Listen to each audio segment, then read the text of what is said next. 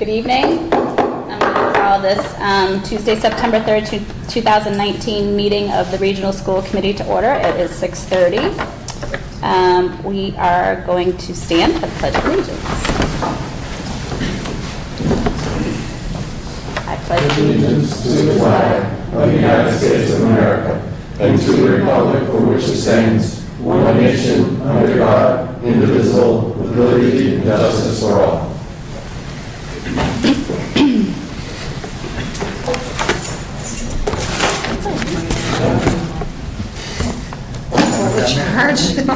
Michelle, will you call the roll for us, please? Mr. DeForge? Here. Mrs. Granger? Here. Mr. Lamley? Here. Mr. Quinty? Here. Mrs. Richards? Mrs. Simmons? Here. I forgot to announce, those attending tonight's meeting should be aware that the meeting is being audio and video recorded by APAC and ASRSD. Any audience members who wish to record any part of the meeting must inform the chair, who will announce the recording. This is to comply with the Mass Wiretap statute. The listing of matters are those reasonably anticipated by the chair which may be discussed at the meeting. Not all items listed may, in fact, be discussed, and other items not listed may also be brought up for discussion to the extent permitted by law. All right, we're going to move on. Welcome, Liam Gleason. He's our new high school representative for this school year. So, take it away, Liam. How's the school year going? How was the start? Well, so far I think everything's been going fairly well. I mean, today was day 3, and it was the first day of the official schedule we have instead of all 8 classes you have before for an hour and a half and everything. Mm-hmm. And I actually was pretty happy with how it went. Everyone seemed to be sort of more fully adjusted to it by now. Just having the longer periods, mm-hmm. And everything, and making sure everyone got everywhere. Personally, I felt fun, especially since for the first block I usually get there a little later because I'm on the intercom in the morning. Oh, that's right. Yep. So I was able to just kind of move freely and everything, but I haven't experienced anything that has given me a negative impact on anything, and so far I think the way things are running so far seem to be pretty smooth. There's not a whole lot to discuss in terms of, sort of special things going on right now since it's very early. We're day 3. Yep. But I am very happy with how how everything's being running so far. Good. Do people their schedules seem to be all set? I know there was some, kinks that needed to be worked out with people's schedules, but it sounded like they were doing that. Yeah, I had heard from all sorts of friends and classmates of mine about how blocks were emptied out, but I didn't really realize that until I actually looked myself, and I was like, oh, this is happening to me too. So when I had some meetings with some staff and everything about how to fix that, because obviously I'd like to have classes during blocks and not just have nothing or wondering where I'm supposed to go. Right. So once that happened, I actually found out that the whole purpose of not putting you in anything was because if you had something and something didn't work, that they didn't just want to shove you into a random class, and they wanted you to be able to see what your options were for what was being offered during those time slots and be able to choose, which I thought was actually very nice, because now I'm not seeing something and thinking, wait a minute, did I sign up for this? Did I not sign up for it? Do I ever remember?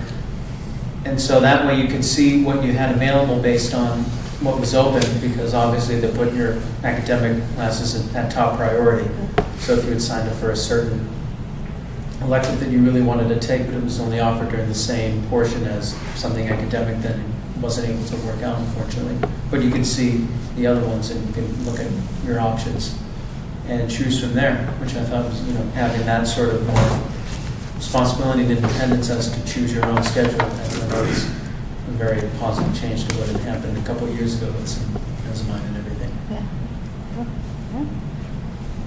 Yeah, if I could add to that, that's exactly what Mr. Christie and Dr. Meyer, because they did the scheduling, and so rather than schedule kids for courses that an elective that they didn't select, they felt it was more important to have the students have a voice and a discussion about what's available. And I think moving forward, since this is their first year scheduling, they'll ask students to select a second elective, because if you're only selecting one, and then you can't schedule it because it conflicts with core courses or there isn't a high enough enrollment, then they have nowhere to go except say, okay, well, we'll just stick the student in here, and then you get a schedule. So everything takes time, and it's a process to get better, but I think in the end, students were much happier with what they were able to select that had.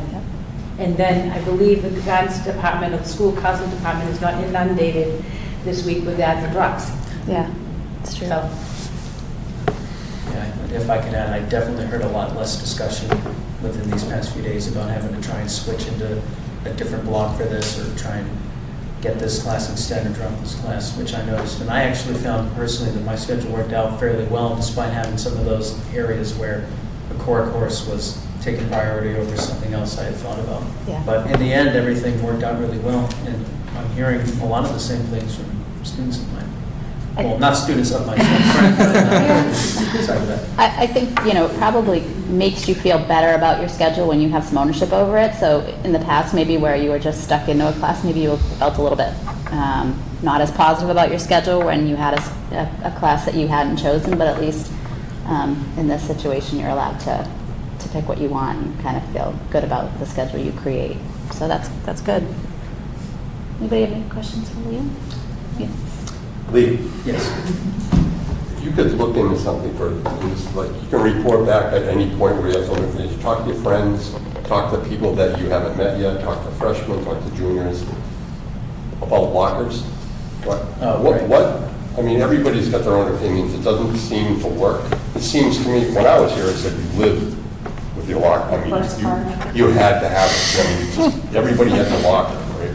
Now, I get differing opinions in my own house, so I don't really trust that. Okay, but if you could talk to your friends and find out, how to work in the middle school, what works here, you may or may not have changes that we could make that would help things for people to be able to use lockers. You might come back and say it's not really a problem, whatever. If you could just sort of chat it around and let us know what you find out. Yeah.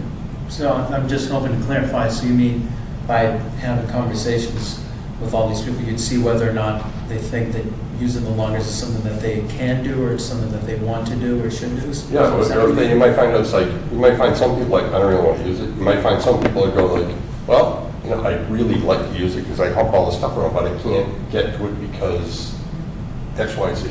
Right. I'd like to lose my coat and lose my lunch and something else, but I can't because of whatever.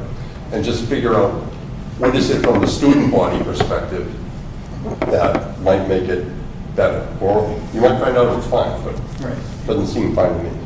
Yeah. That's actually interesting that you brought that up, because I hadn't really thought about that before, but now that you have, brought that to my attention, I can say that since I've been a freshman in high school and using all the different resources, I can remember, especially within the family, they were all, Liam, you should get a locker so that you can put things somewhere that you don't lose them, because you lose things all the time. The only thing I could say about that so far, and I'll obviously keep talking to people and getting more information, but from my own experience, it doesn't seem extremely easy to be able to use them, only because sometimes with the scheduling and when you have to get to certain classes, you have a certain period to make sure that you're there, and sometimes depending on where they are and where you are at a certain time, trying to get there and get back is not necessarily the most convenient option. So a lot of people I've seen just kind of bring things, but that's coming from me, so if I could get some more information, I'll be sure to bring that up. Great. In the future. Appreciate it. Point, yeah. Good thought. We do see people with huge backpacks walking around. I think that 4 classes a day has helped, because now it's not 8 classes Yeah, of books, right. but. It's definitely literally taking a weight off my shoulders. Yeah, and I don't really understand, like in the wintertime, if you don't have a locker, where do you put your coat? Yeah, that's the thing that. Although no one wears coats. One of the athletes usually won't just use their gym area to put stuff. Yeah. Which is sometimes if I'm doing, sports in the winter or spring, that's where I'll generally leave most of my belongings and everything. Yeah, it'd be an interesting thing to explore, though, to see. Right. because they're brand new and they've been sitting here now for. Right. Yeah. I'd like to, if we do anything policy-wise, I'd like to build it bottom up. Yeah. They're the users. It's only point. there to help them, not us. So. Yeah. One thing I can say, it definitely seems like the younger that you are, the bigger the backpack is. Because it definitely, it's a new situation and a lot of people aren't used to knowing about that opportunity, and they just feel like they need to have everything on them at all times in Yeah. case something happens. But again, until I start actually Yeah. checking in with people now instead of seeing what's been going on, then maybe I can update the information and see if anything's changed, because it doesn't seem like a lot of things have changed, but again, I've mentioned this a lot, it's only day 3, so I haven't been able to take information from this year and, base a lot of data off of it. Well, you've got the whole year for that. That's definitely something I'll look into. Yeah, great, thank you. Anyone else? Anything? How's cross-country going? So far, so good. We have a meet Thursday that was supposed to be tomorrow, but it looks like either it's going to be too rainy or too hot or something. I'm not entirely sure. But we've been training real hard. The only thing is that we've been trying to get a lot of younger kids, and that's been a problem in the past, but it's getting a little better now. Okay. We even saw some new faces today, which was wonderful. Excellent. So we're hoping for another good season this year, and that's the goal. Good. Good luck. Girls soccer won today. Yeah. I don't know how the boys feel, but. I don't think their team showed up. It was bus difficulties, I Oh, think, was it? and it was just going to be a scrimmage. Oh, okay. Yeah. But the girls. Yep. All right. Well, thank you again, Liam. We look forward to having you with us this Thank you year. very much. I'm Okay. excited as well. Good. All right. Any public participation today?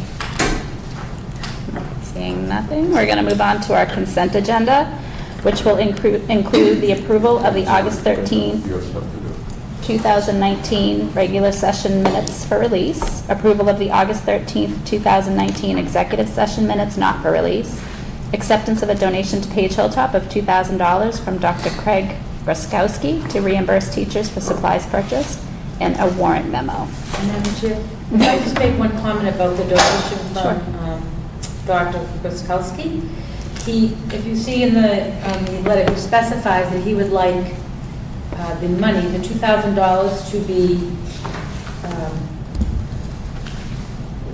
reimbursed for teachers, new teachers. So what we've done is Mr. Deppie has asked the new teachers that have been hired for what they estimate they spend, and a list of what they purchase, because the doctor would like us to give him back a list of what's sponsored, so that's what we're working on. Okay? So I will make a motion to accept tonight's consent agenda, made up of the regular session minutes, executive session minutes, our generous donation, and a warrant memo. Moved and seconded. Any other discussion? All those in favor, please say aye. Aye. Any against? Thank you. We're going to move on to item 7, new business. Item A, presentation of the therapy dog. Lady. Yeah, so we have Mrs. Foley, and the committee knows how hard you worked in developing policy, and we worked on getting the insurance, so lady's going to take another walk around today. Lady's like untired. This is A lot. It's been a lot. She last day of middle school. She was at the middle school today? Yes, she was. Yeah, so Mrs. Foley's at the middle 6. school. What day is Mrs. Foley? Tuesdays and Wednesdays, Tuesdays and and then Wednesdays. Mondays, Thursdays, and Fridays here. Yeah, at the high school. Hey, lady. She likes me. You're the important person to I like. sing to her and I read to her. Hi, lady, do you remember me? Sure, right to Oh, you. good job. She's probably saying, this is past my bedtime. She's smiling. If ladies ever missing, call me first. Because I've been told. I've had several students say I'm going to take her home. Yeah, mine was probably one of them. Yeah, yeah. I was like, okay, I'm not against that. I was so excited to have Lady. Yeah. And you, my goodness. I'm used to it. She was sweet. She is. The kids just love her, the staff love her. I know, everyone does. Yeah. She's super relaxing for everybody. Yeah. Very calming. Catherine has already reported she's going to have a lot more anxiety this year.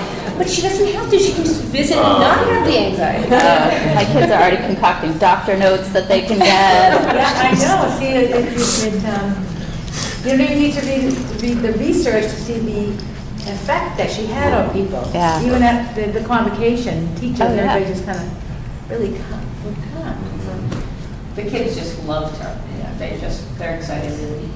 She's been into a lot of the smaller programs at the middle school, and I spent most of my first day here going around classrooms and So very fortunate and very happy. And she's happy. Yeah, she likes to work, that's what she wants to do. And we're very happy to have you. I was just gonna say, please don't take it personally that we got so No, I related. don't at all. We are happy for both, to have both of you. As we were working through the policy, trying to get things squared away, because there was not a lot to work from when we started.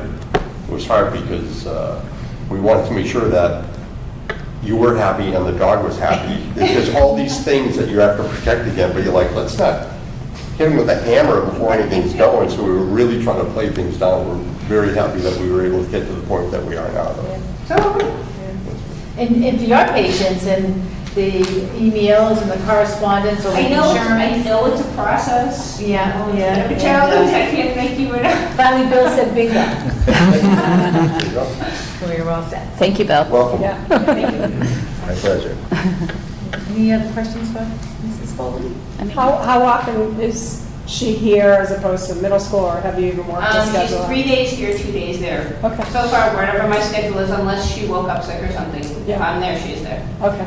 And the kids are already going to my office. There's a picture of her on each office door, in both buildings, so they know where they're looking for me is the picture of Lady on the front. Oh, So, yeah. but even some of the football players here were like down on the floor, curled up with her, like, this is the best thing ever. That's awesome. And it'll be great. I took her into the AP class, and the teacher's like, this is the AP class. I said, oh, then we'll be here a lot. I can't for AP students, so I'm like, we'll be here a lot. That's great. And, MCAS and that kind of stuff. She's great for everybody during Well, that. Beth, I'm so glad you said that. All means all, and so Lady is for all students. And Yes. And, so I was into the smaller programs at the middle school, but even the staff around MCAS time, it's a little bit, in the past, kind of stressful for everybody, so. God, wish I knew that. My kids probably would have taken 3 more AP classes. It's not too late to change your schedule. No. We'll see.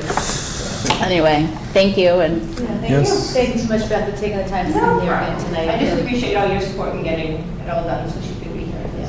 The kids and the staff are definitely benefiting from it. so. yeah. Clearly, after 3 days with those reactions, it was worth Bill's hard work to, and The Dr. kids are Malone's as very well. polite. They've always asked, can I take a picture? And there's probably 1,000 pictures of her between Facebook, Instagram, and Twitter right now. And I'm like, of course, but it's really nice that they go, can I take a picture of you? Yeah. We need like a hashtag. But they said, Can't I'm delete it. sending this to my mother, they'll never believe there's a dog at school. They will. Oh, that's great. Excellent. Well, thank you again. Thanks for coming tonight. Thanks, Beth. No problem. If it's okay with the committee, we're just going to move up the grant award for Dr. Malone, and then we'll resume back with. Yes, thank you. And I'm going to go to the superintendent's comments, and I'm going to ask Mary Beth to come to the podium. I'll read, and then Mary Beth can provide you more information. Maureen Kilcummins is also here. She was on the grant team. So on Thursday, August 29th, the state awarded $12 million in grants to 45 schools to acquire the newest technologies to educate students and expand educational opportunities. I will add there were 70 applications that they received and 45 were awarded.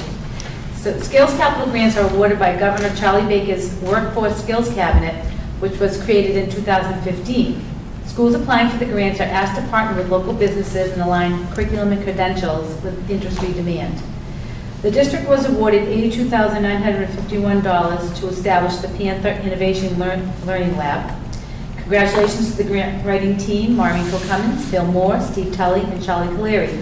Mary Beth Hamble was the lead on the team and has been credited for bringing her leadership and outstanding expertise to the team. So I continue to say the high school students will receive training in industry design software such as SolidWorks and AutoCAD, and in the safe use of equipment found in the manufacturing industry. So Mary Beth, I'll give you the notes, the rest of the notes that you sent me in the email today. So if you want to, and Maureen, you want to explain more to the committee in your own words, and you lived it, you experienced it, so please enjoy the honor.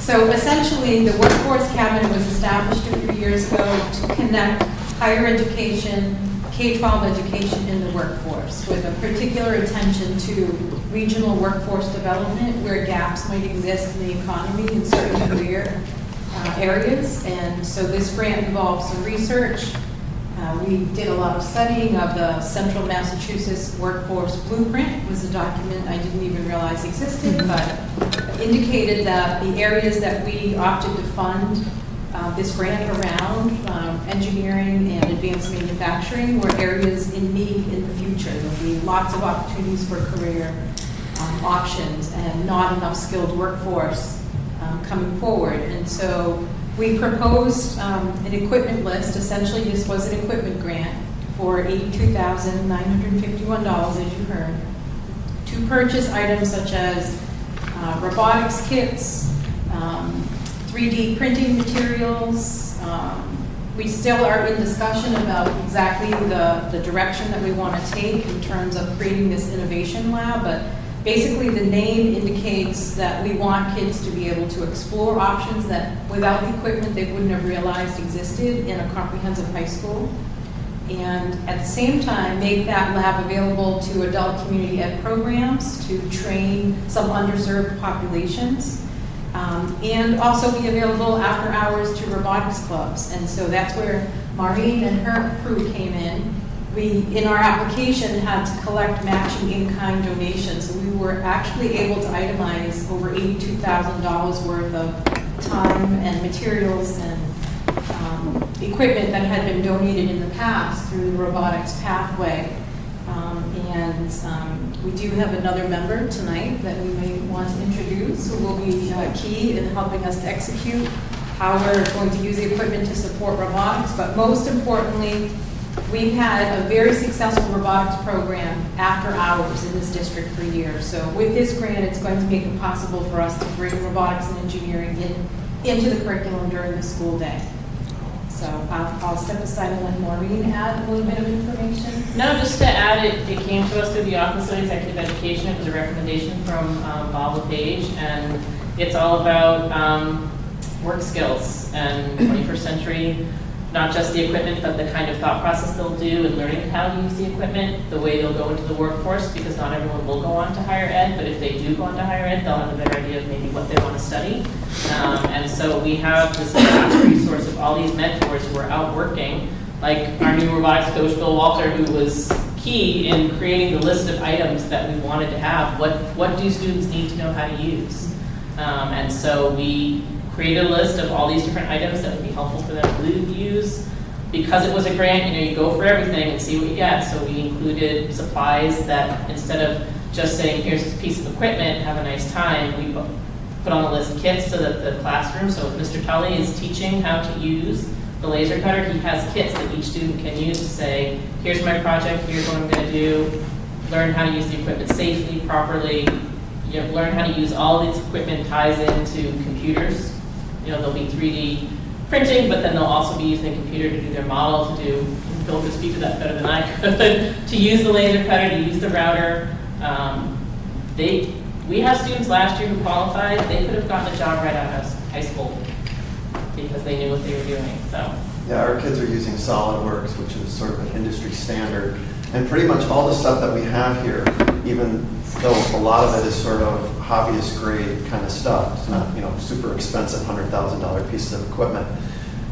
The training and stuff that goes into that, into creating a model, into taking that model and bringing it through a CAD process that actually creates a manufacturable code, which is called G-code, that's sort of standard so that when you learn the skills here, that will be transferable outside of school. And the fact that they're going to be using SolidWorks, is just that much better because that will probably be what they'll be using when they get out of the school. So I think it really is going to open some doors, hopefully, for people. And it's just, a burgeoning career of, a lot of jobs in this skill set that are going to come about. And so hopefully the community will take advantage of it. So we're on the cutting edge, therapy dog, and really, I'm serious. And I just want to say about Bob. So Bob is the robotics coach for this coming school year. Bill. Sorry, Bill, I haven't Bill. And then Christine Miska will remain as a robotics coordinator for the district. So we have a meeting scheduled with her on Friday too. So thank you for joining us and congratulations. Yes. I'm just gonna add that Mary Beth drove the bus. I was a willing passenger, but she absolutely tied everything together. It's one thing to come up with an idea, it's another thing to do the groundwork and to pull in all the details and make everything come together, so. Thank you. It was an exercise in grit and Yes. determination. This was our third application, Yeah. and the new one is out. Did you know that? Oh, yeah, I there's didn't one. even look. Yeah, Yeah, they're $15 million, I think. Yeah. We can pull it together by November 1st. But one of the things I'm most excited about was the in-kind donation of the SolidWorks licenses. I think we have 25. So students who complete that course are then prepared to take the SolidWorks certification exam. So they could potentially leave here with a high school diploma and SolidWorks certification to enter the workforce or higher ed. So that's pretty fantastic. So, is it an elective that the kids can get into this during the day? And how many kids did you have signed up and or are participating? Well, that's a great question. We had received notice of the award after course registration for this year, so we're going to take some time and be very thoughtful in our planning. But that's our hope, is to add courses to the program of studies for next school year that will take advantage of this lab. But at this, probably for this school year, making the lab available in the library media center or somewhere in the center of the school where there's available access would be our immediate first step. So we'll pull together a committee and work on the logistics and then launch. Right, So I'll be invited to come and tour once we have all the equipment. The funds need to be expended by June 30th, so they give you plenty of time to design. Most of the schools that got these awards are designing new programs, whether it was vocational schools that got an award, there were some higher ed institutions there. Thursday, Mary Beth, what else? For private, I think DCF and some other organizations. There's quite a few institutions that applied for various grants, mostly in the healthcare sector, technology sector, and the advanced manufacturing. Right. Yeah, so those were 3 years. You had sent me the link, and I had looked through. It looked like a lot of technical schools, not a lot of traditional high schools. So, Right, very few. Yeah, Yeah. good observation, Michelle. Exactly. yeah. So kudos to you Yeah, guys. we were thinking- proud. Yeah. Choose us. Yeah.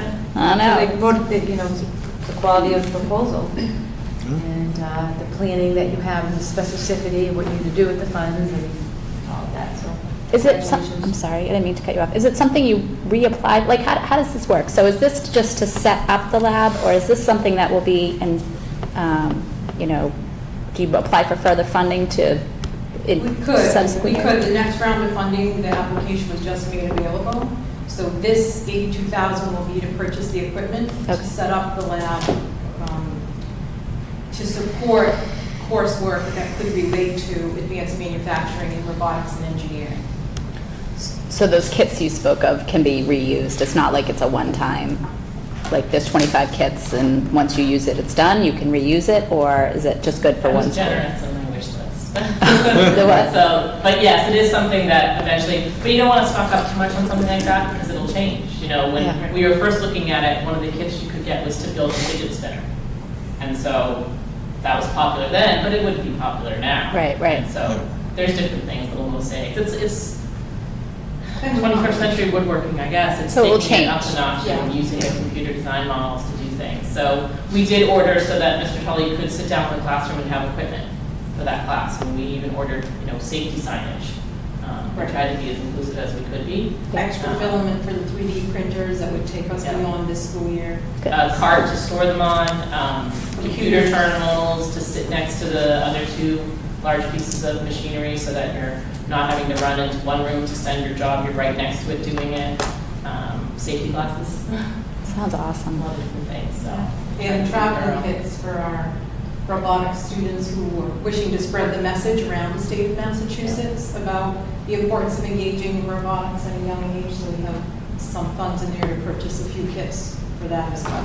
And that was sort of what led us to it in the first place, is that part of what our students are learning in the robotics program is that you need to be a mentor and a teacher as well. So it's not enough to just learn how to do it, you need to learn it and to be able to explain it to someone else, or to say, here's how we've benefited, here's how you can benefit, and we'd like to help you get started. And that's what led us to the grant in the first place. So I think that was an important part, that we weren't saying, we're gonna do this for us, but at the same time, we're also gonna see what we can do for others. Anybody else have any questions? No? Well, thank you. Fantastic news. Congratulations again, and thank you for taking the Well done. time to come here tonight. Yeah, thanks for having us. Look forward to it. Thank you. Thank you, Mary. All right, so we're going to go back to item 7, new business, letter B, appoint a committee to conduct designer selection process. Dr. Malone. Thank you, Madam Chair. So, once the election was set in Shirley on the field renovation project, we put out an RFQ, which doesn't cost anything. It's just a solicitation for potential architects, for the design phase of the project. And I'm going to let Bill give you more information, but we received, 15 proposals, Bill? 9. 9, I'm sorry. I overestimated, but it was 9. Okay, 9. And so we haven't opened anything, of course, because part of the policy that the school committee adopted, which is in your packets, back before, you have the memo in the minutes, one of the, item number 3, the approving body shall designate the individual or group of individuals hereinafter referred to as the committee who will conduct the design selection process. No member of the committee shall participate in the selection of a designer for any project if the member or any of the member's immediate family. So what we're requesting is that the committee give approval to appoint a committee to conduct the designer selection process, which means, Bill, you want to take it from here? The recommendation would be me, Bill, and Bob Briggs. And Steve Kendall. Steve Kendall. So you want to explain that? Yes. So the school committee will be the approving body, and the individual or group of individuals that you designate will be the committee, and they will go through and they will select 3 finalists. They will also rank those 3 finalists and bring them to you. The approving body ultimately will select the designer, but that's basically the process, a simplified outline. There's several steps in here that we have to adhere to because it's laid out in the policy that we adopted, so we'll make sure we do that. There's a special application that they had to fill out as well as submitting their documents according to the bid. So that's basically where we are right now. We want to designate that committee. And so looking at the timing of this, the election is September 28th, so we would go through the process and select the 3 finalists, but we would wait to the outcome of the election before we would bring the 3 finalists to you around that time, because if the election is positive, then we don't want to waste any time because we don't want any costs to go up for the project, and that's the main concern. We started this right after the election was set, I think, so it's a very long process to go through, so. Any questions? No? So I will make a motion to appoint a committee to conduct designer selection process consisting of Dr. Malone, Mr. Plunkett, Mr. Briggs, and Mr. Kendall. Second. Moved and seconded. Any other discussion? All those in favor, please say aye. Aye. Any opposed? All right, that passes unanimously. Thank you. Thank you.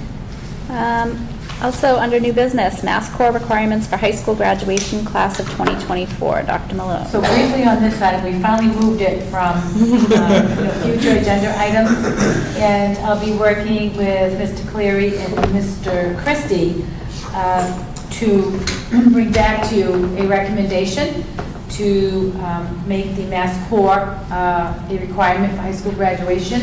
As you know, our high school is very closely aligned with the Mass Core requirements. So we will bring a presentation, and we're looking at, this would go into effect for the current 8th grade class.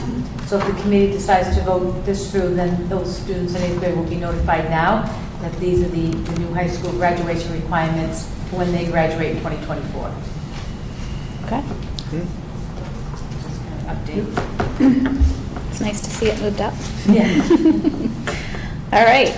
Anybody, any questions? Just for students moving in that haven't been, so, like, say they move in as a junior, how does that work when they might not have covered? That's a good point. I'll write that down as a notation because that we probably would have to exempt those students, depending what they bring in. I'd have to really work. If they're from with them to another decide. state, Right, you know. you know, because Yeah. we wouldn't want to hold students back. Right. And I know there can be some negotiation difficulty around students coming from other districts or out of state and what our high school requires and what their high school requires. So sometimes we have to work that through, but that's a really good point.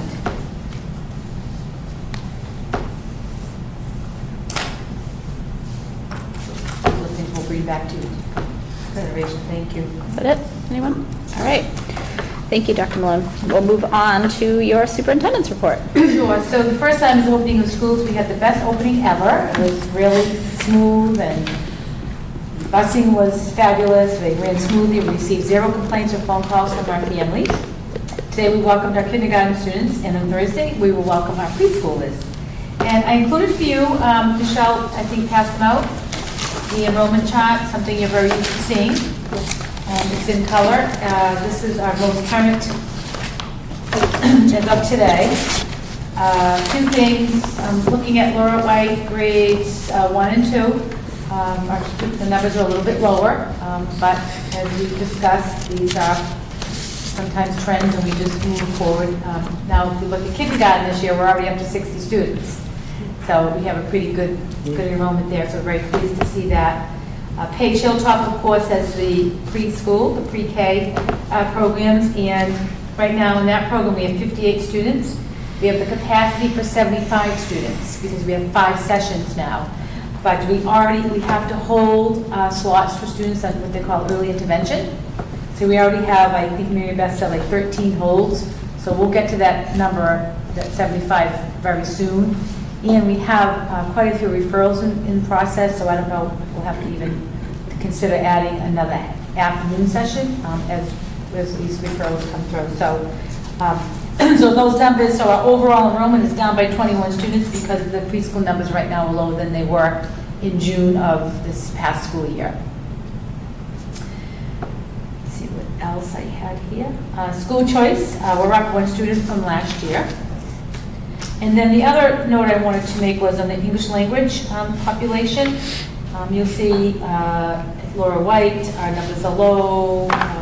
Paige Hilltop, they're high. Remember, the beginners come to Paige Hilltop. We're busing 2 students right now from the Laura White School to attend the beginners program here.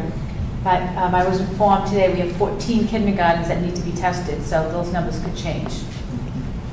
So that's where we're looking right now for enrollment, and I'm happy to take any questions or.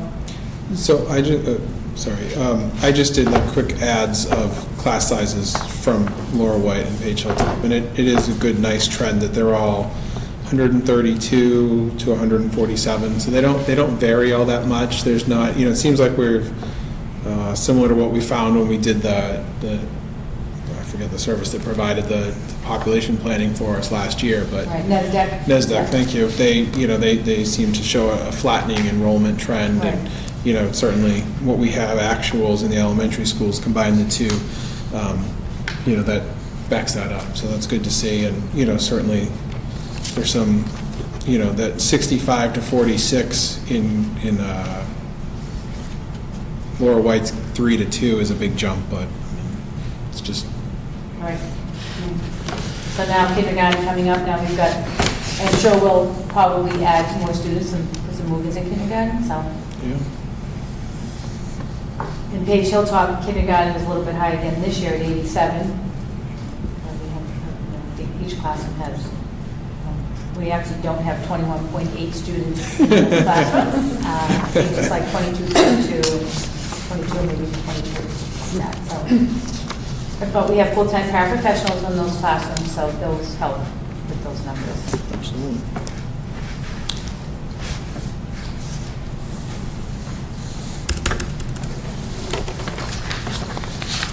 Any other questions? Okay. Mr. Clary submitted the next couple of items on teacher mentor training. So prior to the opening of the school, we trained 19 teacher mentors to support our 23 new teachers joining the district.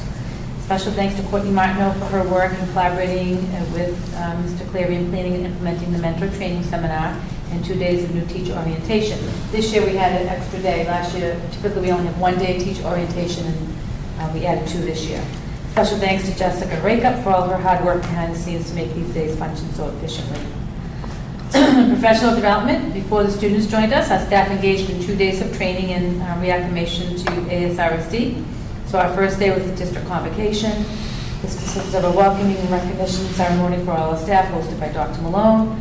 Staff then participated in breakout sessions focused on social and emotional learning, one of our district priority areas for this school year. And it was all paraprofessionals and all teachers, and everyone had the same workshop, which was really good. And they were excellent. I too participated in one of the workshops, and Mr. Cleary did a great job in organizing the classrooms. It was very comfortable, and so it was really good. And it was, I call it easy learning. And we have a teacher here shaking her head, so it was really good. The breakout sessions introduced the 5 competencies of SEL: self-awareness, self-management, social awareness, relationship skills, and responsible decision-making. Facilitated collaboration among educators and paraprofessionals to identify practices and strategies that can be used in classrooms to help build these competencies in our students. And one other thing, I was talking to Mr. Quinty earlier before the meeting at the game, talking about that the social emotional learning and social emotional competencies kind of were becoming a default for students that we identified as having an emotional disorder or ADHD or anxiety, and it's for all of us, right? All of us continue to work on some of these skills, and to emphasize that the students that are before us, preschool through grade 12, are still in the developing stages of their minds. And then in the afternoon session, we had Jessica Minahan. She's the author of the Behavior Code, and she's a behavior analyst. She is a true professional, and she shared with our staff strategies and approaches that we can take to help support students with diagnoses of anxiety, ADHD, oppositional defiant disorder, and other behavioral issues. On day 2, all staff reported to the buildings for building-based meetings facilitated by the principals. And then in the afternoon, teachers were provided time to work in their classrooms to prepare for the opening. And this is something we've heard from teachers every year, that they want some time in the afternoon. So 2 days went really well, and I think that helped with the opening of school, so it was really good.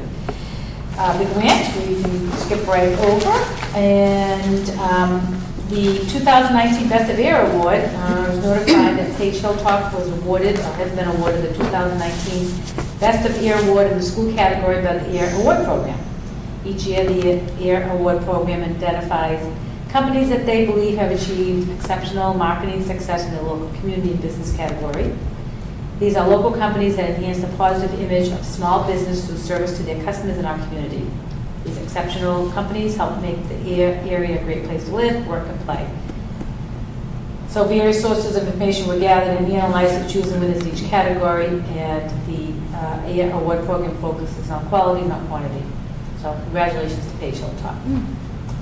The volunteerism at Paige Hilltop, the PERWAC family, who have 3 children in the district, 8 are in 6th grade, Devin 4th grade, and Cole 1st grade, have adopted the Paige Hilltop Courtyard as their family project.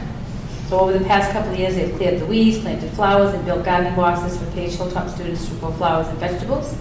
Mrs. Perwack has worked with teachers to get students involved in the plantings, and she has collaborated with Mrs. Parker, our food service coordinator, to offer some homegrown vegetables to students during various lunches. The Perwack family visited the courtyard in late August and completed an incredible makeover, and they'll be back during the United Way Day of Caring in September. And the United Way are going to create walking paths throughout the courtyard, stone dust, and a border of beautiful hand-painted stones decorated in Art Plus with Mrs. Cowley. To add on to that, I reached out to Mrs. Lynch, who used to do a lot of work in the Paige Hilltop courtyard, to work with us for the garden area behind Laura A. White. So I have to meet with Mrs. Lynch, but she wants to take on that project because, again, we would like to be able to kind of have a farm-to-table experience for the kids when they come back in September with some of the foods, vegetables being prepared in the food service department over Laura White. So we're looking forward to working on that garden over there. The next bullet is on the Department of Education. They've made it their priority to increase educational access and equity for our most marginalized students, especially students with disabilities. This priority necessitates that we identify significant disproportionality in special education and respond to it. In alignment with this work, annually, the department is required to analyze data from LEAs to identify and report to the Federal Office of Special Education Programs significant disproportionality in special education of racial and ethnic groups. This analysis is conducted pursuant to requirements of the Individuals with Disabilities Education Act. The department has reviewed our LEAs and Student Information Management System and the Student Safety Discipline Report data from three prior school years. It has not identified significant disproportionality by race or ethnicity in special education identification, placement, or discipline. So that was really good to receive that notification.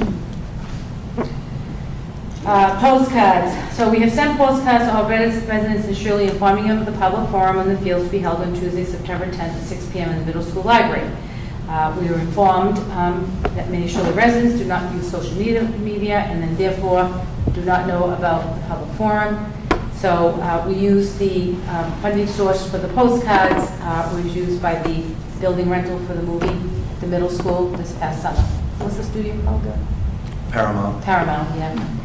On a side note, to the movie they filmed, The Defending Jacob, I'm currently reading the novel. So I guess it was announced at Board of Selectmen meeting in Shirley that we were doing this and so on and so forth. So FLAC, we have 5 classrooms in the district. We have 1 at Page Hilltop, 2 at Laura White, and 1 at the high school. And so we have 5 total, and FLAC has increased their rental fees from $6,000 to $10,000 per classroom. So that's a pretty significant increase to us. Chromebook distribution, I'm not going to read this to you, but just letting you know that the Chromebooks will be distributed to students at the high school during lunch on Thursday and Friday of this week. And the rest of the bullets about the contract that you read and you approved. So just kind of highlighting that for you. Okay, so the families know that are watching us that the Chromebooks will be distributed. And we've had a lot of questions about the injury list due to field-related conditions. So I've included some information. Our athletic trainer, Dave Diffin, has to keep a log of the injuries. So he and Steve Kendall sent this to me. These are the most severe injuries we have seen due to field-related issues. We try our absolute best to minimize the field usage to prevent further injuries, take precautions in how we schedule games, play, and even practice. All of these accommodations are made to keep children safe. So over the last 2 years, we've had 27 shin splints from the track, 1 broken ankle from the lip of the soccer field where the field meets the baseball diamond, one torn ACL muddy field from overuse, 1 torn ACL from unsafe field conditions, 1 broken ankle muddy field from overuse, 1 sprained MCL from track long jump pit, 1 dislocated patella lower practice field, and 1 concussion from a Narragansett student slipped in the pole vault area. And there's some personnel updates. I thought it would be nice to announce. I always announce this at the convocation to recognize our staff of 25 years. Lolly Capasso. So yes, my statement is those who have made ASRSD their home for many years. So Lolly Capasso, 25 years. Kathy Mitchell, Helen Jean Barry, and Elaine Noguera. 20 years. Ken Dow, Sue Riley, Melissa Duchamp, Melanie Whitmire, Laurie Daisy, Marla Farrow, Barbara Allard, Amy Naro, Shirley Richard, Natalie Dow, Kathy Banks, and Mary Ford. 15 years, Harry Vanis, Meg Saucia, Karen Lindsay, Amanda Lewis, Lynn Oberg, and Marian Martinson. 10 years, Valerie Holmes, Sherry Marshall, Kevin Langford, Lynn Copeland, Rhonda Fitzgerald, AJ Busso, Chris Martin, and Leah Crutchfield. And then we also announced the teachers that received professional teacher status. So they finished 3 consecutive years in the district and had ratings on the educator evaluation of proficient or higher. And those teachers are Ashley Terry, Rhonda Fitzgerald, Kristen Mayo, Jacqueline Cobley, Kate Kavanaugh, Rob Sutton, Allison Phillip Brown, Chuck Wood, Mike O'Connor, Christine Mickey, and Rachel Fusco. So congratulations to all those educators, and we're happy that they've chosen to stay with us. And that concludes my report. Great. Anyone have any questions for Dr. Malone before we move on? All right. Ongoing business, policy DD, funding proposals and applications. Dr. Malone. Well, I think this for the committee, we had the second read, I think Mr. Quinty. Yeah. Go ahead. Sorry. I was just reading. Pat? It really probably isn't you, but I just was reading. Oh. I think we just need to read it So- with the changes and then vote on it. Right, so, yeah. All right. We have the language here for the second read. It's been changed, it's a suggestion of Mr. Quinty, and I think it's up to the committee what they want to do. All right, so should I just read it? Mhm. All right, so file DD. First read was August 13th, 2019. Second read September 3rd, 2019. Funding proposals and applications. The school committee encourages the administration to seek and secure all possible sources of state, federal, and other special funds that will enhance the educational opportunities for the children in our schools. The superintendent will keep informed of all possible funds available to the school district under the various state and federal programs and in what manner these funds can best be used in the school district. The superintendent or designees will be responsible for seeking out and coordinating the development of proposals for all specially funded projects. Funding proposals only require approval of the school committee, if so referenced in the specifications of the grant. The superintendent is authorized to sign all reports for these projects and will be responsible for the proper expenditure of funds received for such projects. Legal references MGL 44, Section 43A, PL 874, Impact 8, and the Board of Education 603, Code of Mass Regs 32 and 34. I will make a motion that we accept the changes as provided tonight for for policy DD. Second. Any other discussion? Moved and seconded. All those in favor, please say aye. Aye. Okay. No pressure, go find those funds. Although you're off to a good start, $82,000 tonight, you're off to, you or your designees are off to a great start. Also, in ongoing business is the Air Shirley Regional High School Field Project. As we all know and has been discussed tonight, the vote will happen on September 28th. We will be having in a public forum next Tuesday, September 10th at 6 p.m. at the middle school in the auditorium. So any Shirley residents that have any questions, concerns, public forum will be the avenue for that. And also, as Dr. Malone mentioned, the postcards have been mailed to all Shirley residents, notifying them of the public forum and of the election. Do we know who from the original committee, Fields Committee, will be there? Is the whole committee planning? For the forum, Yeah. I think we'll just have a panel, so it's informational. Okay. So if they have a question about the sports, Mr. Kendall would be there, Mr. Plunkett, Mr. Briggs on the maintenance side, myself, Michelle, Nate. Nate Diffin, George Cruz. And we've been getting questions about a turf field and, you know, whether it's toxic and the health of our students. So I'm hoping that we can have somebody there that can answer those questions. That's an expert in that. Yeah. Thought we'd do a panel format and just take questions, and tend it to be, you know, pleasant and informational. And if you have questions and concerns, now's the time to ask, and we're happy to answer, you know, to the best of our ability. Yeah, I think typically, I mean, I think that the idea is it'll be a little bit more of a question-answer as Yeah, opposed to a yeah. presentation. Yeah, we developed a slide, basically that just breaks down the letter that I wrote, and just kind of gives that information, so it's not a long slide presentation by any means.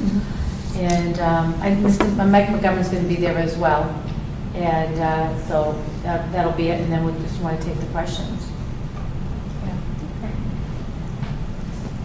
Would be what I'm thinking, and then Yeah. he agrees, whatever you think. So. Absolutely.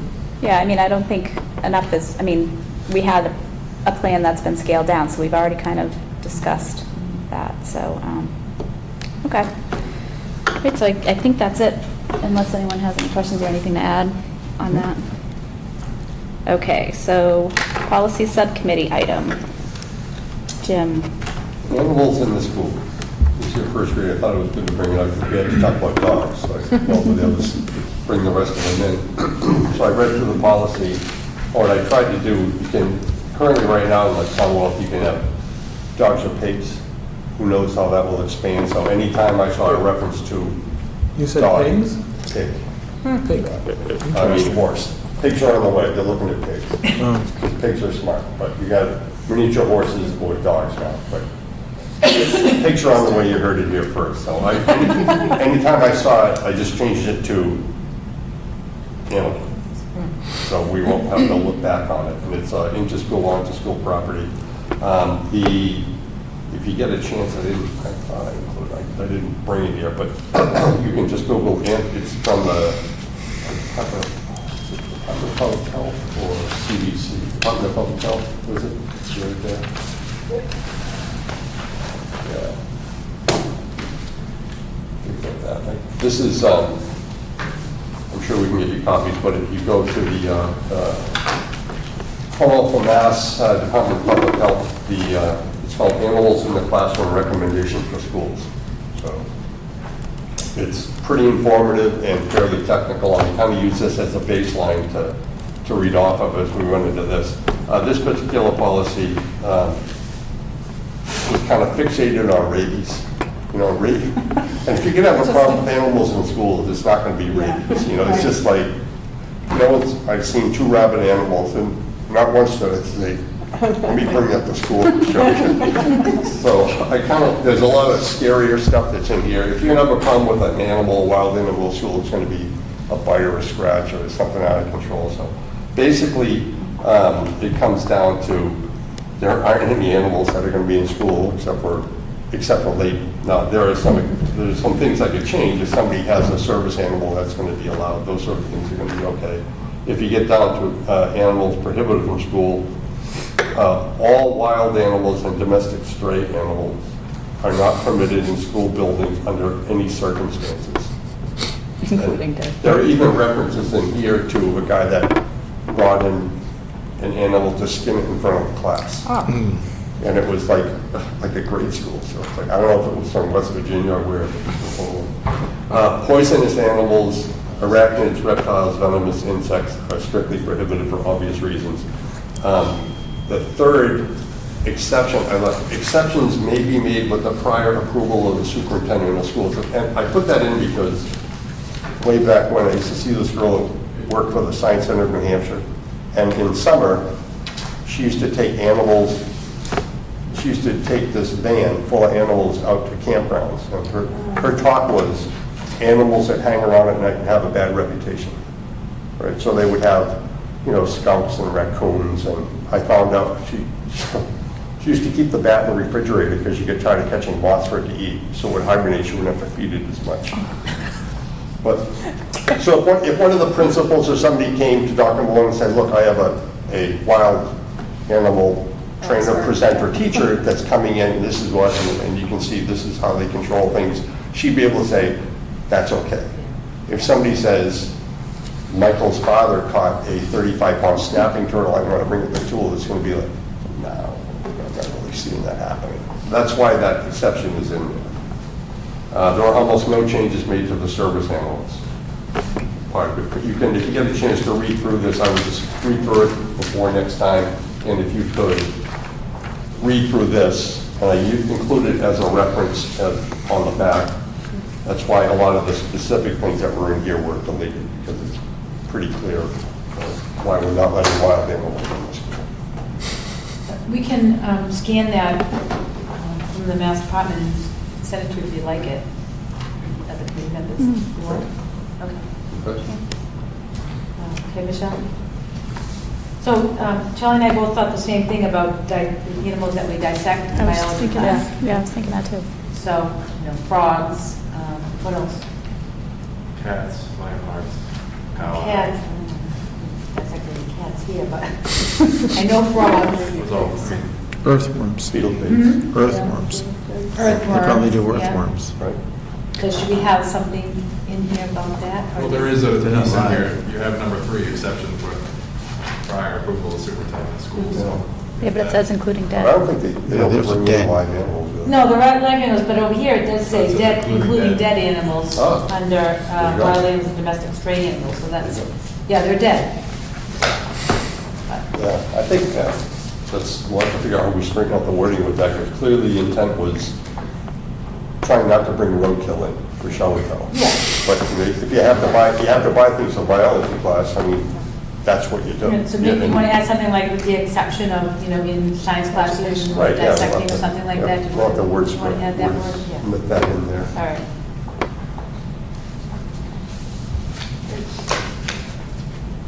I guess anything that the school is buying is with the approval, right? Pretty much, Yeah. so we might get an end around there. So I'll get a list of what they do right now, what they, Yeah. Yeah, Yeah. don't they do something with the like Owl pellets. owl pellets? Yeah. I guess that's not Yeah. animals, but it is. There are No, but they have animals in to the be- pellet, but They have to be sanitized. So you can't just pick them up out of the woods. You The know, owl pellet? They're Yeah. something you purchase. buy that it are- from- Yeah, They're right, on for right, the right. sanitation. Yeah. So one, Searching for him. Owl pellets in the woods.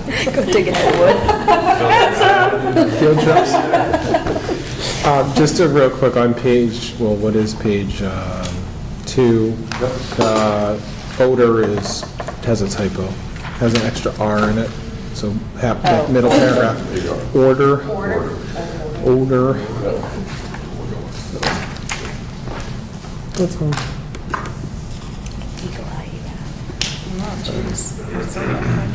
It's in red. No, you're on the wrong page. Oh, yeah, it's weird how it's page 1 of 3, but the second page is page 1 of 3. And I don't know if any of the, I mean, it used to be that classrooms would have a pet gerbil or a terrarium with a turtle or something. There have, Guinea pigs. yeah, Yeah, there's, Mrs. Melanson Yeah. has, Right, she has an aquarium. right. So, I mean, And some, at different times, they might bring in, right. oh, so how does that work with this? Prior approval of the superintendent. Well, I think you can find some sample, there's got to be sample IA, whatever policies out there, right? Every school district in theory has one. You can see what there's for customization or whatever. Right. But I think, and they're not wild. This is about bringing wild animals and domestic strays. Like, that means catch them and bring them in. I got You saw bought them at fox a last pet night, store, and I like- went out my back deck, and if I caught them, you wouldn't want me to bring them in. Just take a picture. I scared them away, or her away, anyhow. All right. So we're good with that, Jim? Okay. All right, so, no chairman's notes. Any other topics for discussion not reasonably anticipated 48 hours in advance of this meeting? Yes, Jim? I just wanted to let you know how well the students did up at Camp Sunshine, the crew that we brought up there. We had our first crew last year, and the same thing this year. I mean, you can measure how well they do at the assignments, because some are in groups, some were working waterfront, so there were many tasks that have to be performed, some were in food services, but for the particular group that we brought up, all their free time, they actively sought out the families that we were there with. So they, until we got back to the room at like 9 o'clock, did they have their conclave. But outside of that, they were on their own playing with different families that they met. And a lot of them were assigned a family for the week, and they went out of their way to find out when they're having breakfast, lunch, dinner, and they sat at the table and developed their own relationships. And it was a very interesting week. It's the first time I had been to it was a mixed diagnosis week, so you had oncology and kidney and brain tumor and all that stuff was there at the same time, so you had there were interesting stories, but the kids that we brought up really went above and beyond, but even my expectations. But I mean, we kind of, we had a short group of people to pick from. You couldn't really pick wrong, but when they got up there, they really showed their mettle. Very well done. Yeah, I was saying, so there was an article in the Neshoba Valley Voice, sent out on my blog, I hope that you all subscribe to it.